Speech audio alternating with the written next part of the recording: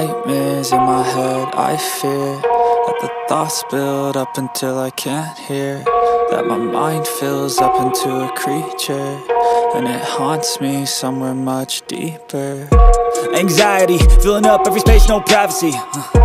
And silently, it could build and build until you finally see, whoa, it's taking over, damn, no closure, moving closer.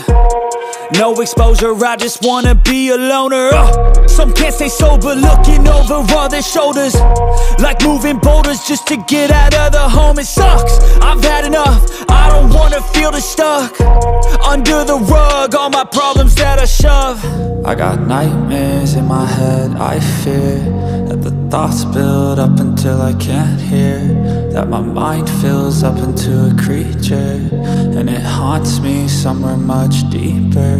I got nightmares in my head, I fear that the thoughts build up until I can't hear, that my mind fills up into a creature, and it haunts me somewhere much deeper.